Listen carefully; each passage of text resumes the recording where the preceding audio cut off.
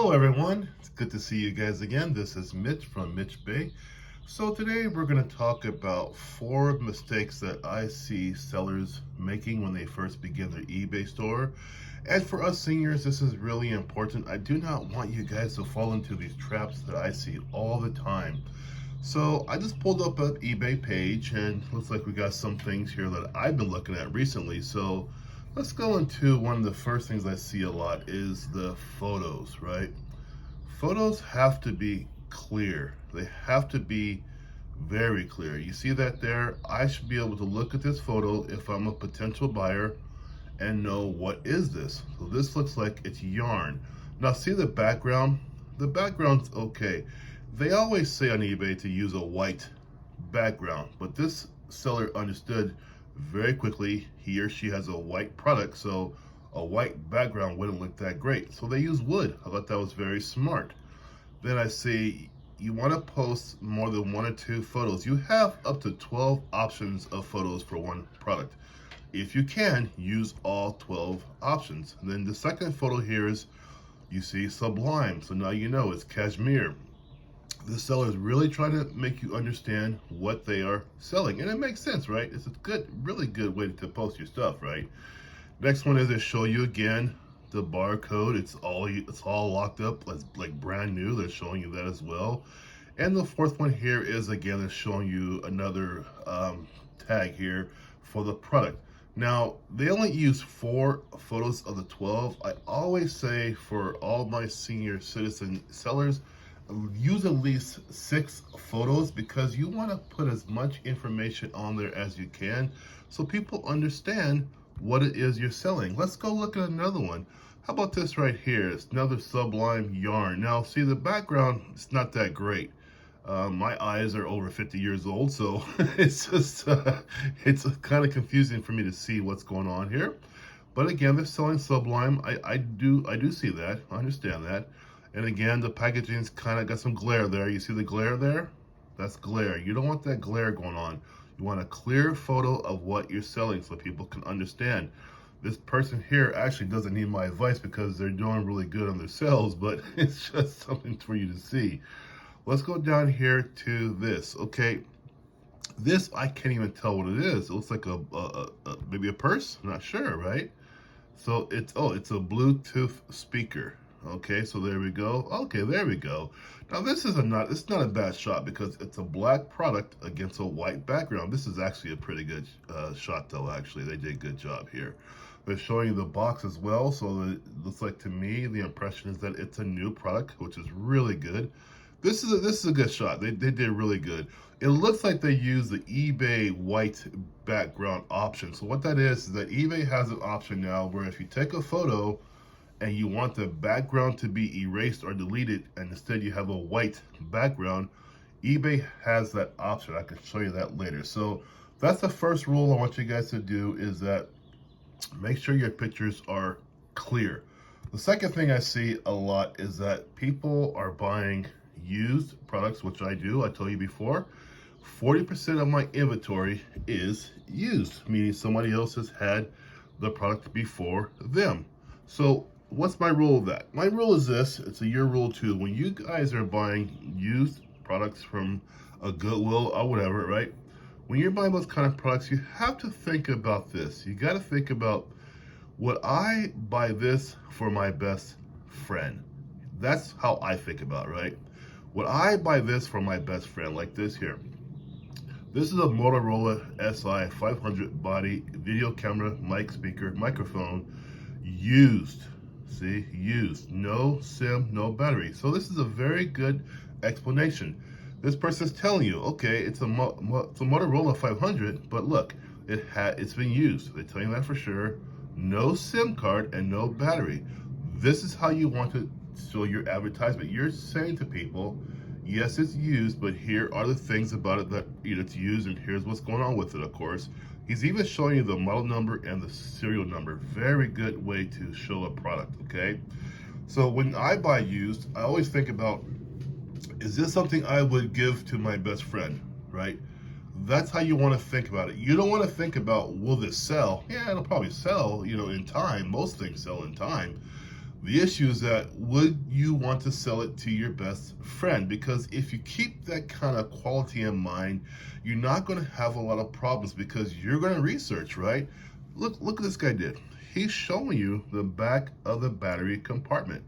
Very important for electronics, my friends, because when you sell electronics, the first things I look at for a used electronic, I always look at the back in the battery box, because half the time I do this when I go to Goodwill, other thrift stores, the battery box is corroded. There's junk in there and it's just terrible. And the way I learned this was a hard way. I bought a product 6 years ago, an electronic product, and I didn't look at the back, didn't open it up because it looked like, right? It looked like it was in a new package. It really looked brand new. It wasn't. It was repackaged. And so what happened to me is that I had to take the product back. The buyer was pretty nice about it. They could have been a jerk about it, but they weren't. They understood because I gave them an instant refund. But since that day, from 6 years ago, I learned, look at the back, right? And this person here is showing you the back. This is a really good way to show a product off. I give this person a lot of respect because they are showing this correctly. So when you buy used products, think about that. How about clothes? Same thing with clothes. You want to take that time to look at those clothes to make sure that those are without tears, right? Without a lot of issues going on, because you want to make sure that you don't have to deal with people wanting to return your products, which is a pain in the butt, of course, right? And you want to make sure that people like your stuff, because a lot of times if you sell a good product, people will come back. That's how Walmart makes it. That's how so many stores make it. You know, they make it because they have return service. Like her blouse here, good photo again. Is it a blouse? I don't know. I'm a guy, but looks like a blouse. Anyway, so again, it's a good photo. The background's pretty good too. So if you're gonna sell this, check it. You know, make sure in the store, no tears, no wear and tear, no discolorations, no stains and stuff like that. Okay, that's how you do that. The third thing I see a lot of times with new buyers that I laugh because everything I'm showing you, I've done it myself. You know, I'm not some perfect guy here in the least, right? Is the shipping. So what do I mean by shipping? I mean, when you first start out with your store, you don't want to go out there buying things that are crazy, right? Because like these lamps, for instance, say these lamps are, maybe I went to a store, you know, they're worth like 200 bucks. I could buy them each for $5 each, right? Is that really a good deal? If you are an eBay seller, probably not. And the reason why I say this is because that's going to be hard to ship. This is going to be a challenge to ship this product to somebody, right? It's going to probably weigh some weight. These look kind of heavy to me. The lampshade has to be mailed in a way that's going to be intact. You know, these can't get bent up by some USPS person or FedEx guy or Amazon guy. It's got to be intact. Look at the thing. It's very fragile looking too. So you have to understand it takes some time to take on the challenges of shipping things this size. So I always say to you guys, don't ship this big stuff for the first 3 or 4 months. Just ship the small stuff. Ship stuff in your house. Ship stuff in thrift stores that are easy to ship. Okay, at this time too, I want to ask you to please subscribe to my channel. I would really appreciate you subscribing and liking as well, and also comment down below if you like. So again, it's not the fact that the product isn't quality. The product is quality. The problem is that it's 2 feet 2 inches tall. It's almost a foot wide. It's a foot wide here for sure, the top, right?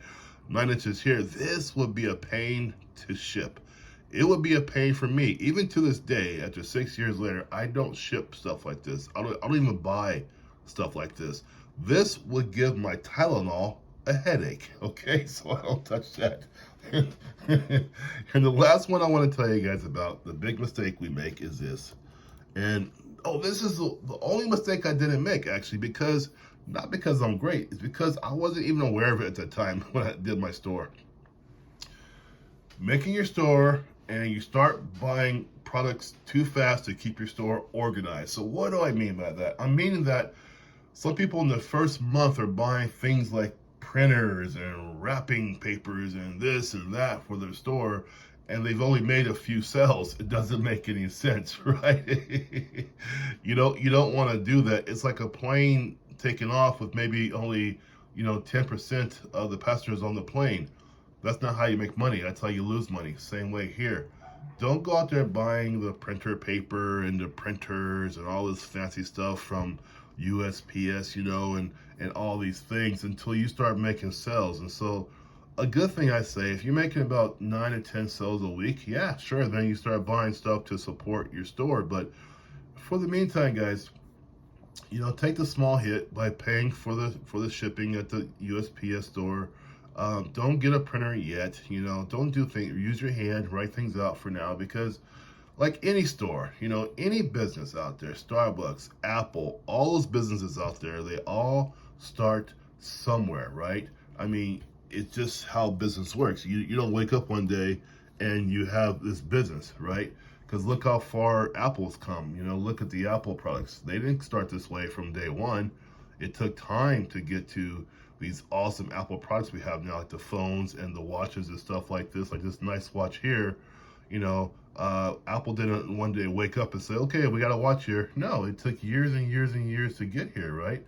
Now, you're going to do the same way. As far as it won't take years and years and years, but as far as being safe for you to purchase your products, just be safe. Take your time. Don't buy some fancy printers right now. Don't buy some fancy USPS mailing system right now. Keep it smart, because you guys can do that until your store proves solid, right? That takes about 3 or 4 months, some trial and error, and then you start buying stuff to support your store, okay? So I hope this has helped you a lot. Those are the 4 errors we make. I know I made 3 of those 4, and the reason why I didn't make the 4th one is because I wasn't even aware you can buy printers for your eBay store. I wasn't aware you get discounts for mailing. I had no idea back then, so that's the only reason why I didn't make that 4th mistake. But I have made a ton of mistakes, but these are the top 3 for you, okay? Hey, you guys, if you have any questions, please hit me up with a comment for sure. Email me if you like. For sure, please subscribe. This is Mitch Bay, and I really appreciate it. I'm here to help out our seniors to get on eBay to make some extra money. You take care and have a good day. Bye-bye.